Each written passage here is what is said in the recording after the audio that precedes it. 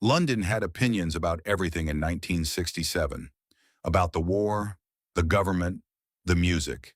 Every pub, every backstage corridor, every room full of musicians had its own verdict on who was worth listening to and who wasn't. Ritchie Blackmore had plenty of opinions. That was never the problem. He was 22 years old and already known in the London circuit.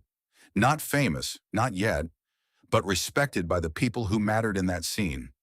Musicians who'd played alongside him talked about his precision, his discipline, the way his right hand moved with something close to mechanical perfection, except it wasn't mechanical at all. He wasn't loud about his talent. He just expected people to recognize it. He had heard about Jimi Hendrix, everyone had, the American who had arrived in London the previous autumn and turned the entire British scene sideways within weeks. Blackmore had seen the posters, heard the records, caught fragments of performances through other people's descriptions, and he had arrived at a conclusion, the way he arrived at most conclusions, quickly and without much room for doubt. "He's overrated," Blackmore said once in a room full of musicians. Not with venom, more with the flat certainty of someone stating a fact. It's all effects, it's theatrics. Take away the volume and the feedback, and what do you actually have left? Nobody argued with him directly. A few people exchanged glances. Someone changed the subject. That was the spring of 1967. The venue that night was not a famous one. It wasn't the Marquee or the Roundhouse or anywhere that would later carry the weight of legend. It was smaller, a club in the West End that held maybe 200 people on a good evening, the kind of place that smelled like old carpet and spilled beer, where the lighting was always slightly wrong and the PA system was always slightly too loud in the upper frequencies. Backstage was essentially a corridor, a long hallway with a few chairs, a mirror propped against the wall, and cables taped to the floor going in directions that didn't quite make sense. Blackmore arrived early with a couple of musicians he'd been working with. They set their cases down, found space along the wall, and settled in. The evening had a loose structure. Multiple acts, casual, the kind of night where the running order got figured out in the hour before it mattered. Someone mentioned, almost in passing, that Jimi Hendrix was on the bill. Blackmore heard this the way you hear something you had expected eventually. He nodded, set his guitar case against the wall. Did not ask what time Hendrix would be going on. Jimi came in through the side door, the one that opened onto the alley behind the venue.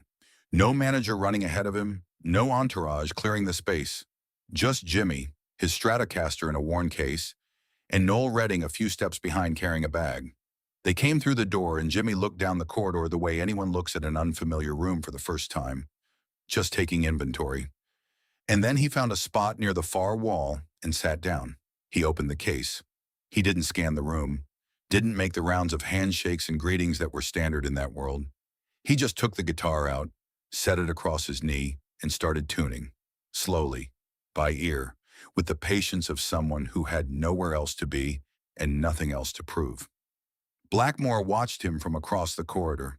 He told himself he was just observing. That was what musicians did. You watched other people's hands. You tried to understand the mechanics. It meant nothing.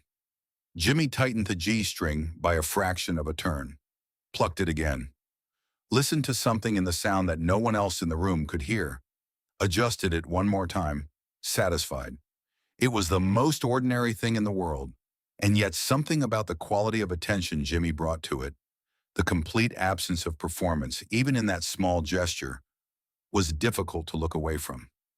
The show started late, the way shows in that room always did. The first act played 20 minutes, maybe 30. Blackmore stood in the wings with his arms crossed, watching without expression. He was comfortable in that position. Backstage suited him better than crowds ever did. When Jimi walked out, the applause was warm but measured. A lot of the people in that room had seen him before. The initial shock of his arrival in London had already settled into something heavier than excitement, more like a baseline expectation that something remarkable was about to happen, held alongside a collective reluctance to admit how much they were looking forward to it. Blackmore stayed where he was. He could see the stage from the wings at an angle. Partial view, but enough. He watched Jimi plug in the Stratocaster, adjust the strap slightly, lean toward Mitch Mitchell and say something quiet that didn't carry. Then the sound started. The first thing Blackmore noticed was the attack. Not loudness. He had heard loud before, and loudness alone had never interested him. This was different. It was the weight behind each note before the note even fully formed. The way Jimmy's pick connected with the string carried an intention that most guitarists reached for and fell slightly short of. Blackmore had chased that quality himself. He knew exactly how difficult it was to sustain. He uncrossed his arms. The second thing he noticed was harder to name. It had to do with space. Most guitarists filled space. They played notes to demonstrate presence, to show they were there and working and capable. Jimmy seemed to do almost the opposite. He let sounds breathe. He let one phrase resolve before he decided where to go next. And each decision felt not chosen but found, as if the music already existed somewhere slightly ahead of the moment, and Jimmy was simply locating it. Blackmore took a step closer to the edge of the stage. By the second song, he realized he had stopped thinking about technique entirely. He wasn't analyzing fingering or approach angle or the specifics of how the tremolo arm was being used. He was just listening, which was not something that happened to him often. Not like this. He took another step forward. By the middle of the set, the backstage corridor had emptied. Everyone who had been back there, the other musicians, the people with laminates around their necks, the hangers-on who had managed to get through the right door, all of them had drifted toward the stage. Nobody organized this. It happened the way water moves, without decision, toward the lowest point. Blackmore was standing at the very edge of the wings now, close enough to see Jimmy's face clearly. His eyes were half closed, not the calculated look of a performer managing how they appear to a crowd. Something more internal than that. He looked like a man who was listening to something inside the music that only he could fully hear, and whose entire job in that moment was to translate what he heard into sound that the room could receive. There was no distance between him and the guitar. They were one continuous thing. That was when Blackmore felt it. Not admiration exactly, more like disorientation. The specific feeling of walking into a room you know well and discovering that the dimensions are different from what you remembered, that the walls are not where you left them. He had built an entire internal architecture around what the guitar was, what it could do, what it could say, where its limits were.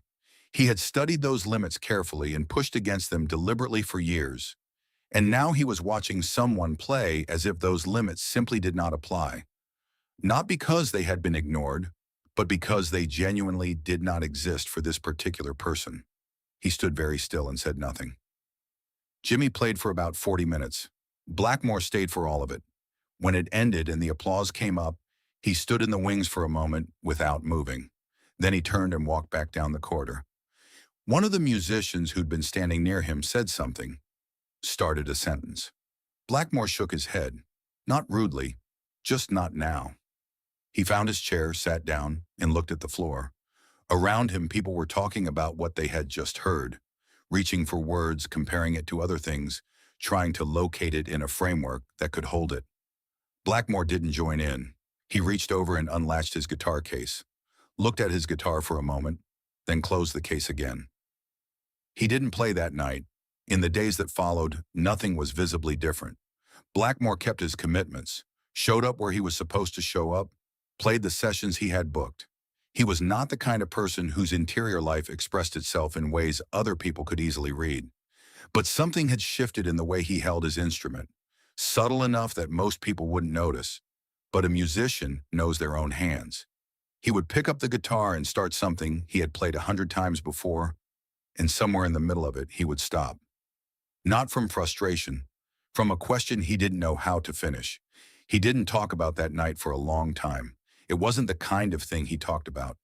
Years later, after Deep Purple had become what it became, after the records and the tours and the years of being one of the most recognizable guitarists in rock, and after Jimmy had died in September 1970, and the particular grief of that had settled into something quiet and permanent. Blackmore sat down for an interview. The journalist asked about the early years, about London, about the people who had shaped him. Blackmore answered steadily, in the measured way he answered most things. And then the journalist mentioned Jimi Hendrix. There was a pause. I said things about him early on that I'm not proud of, Blackmore said. I said he was overrated, that it was all theatrics. I believed that at the time.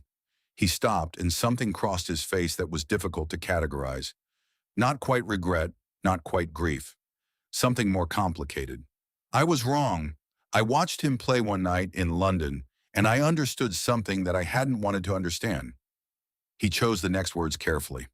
There are people who have been given something that cannot be fully practiced into existence.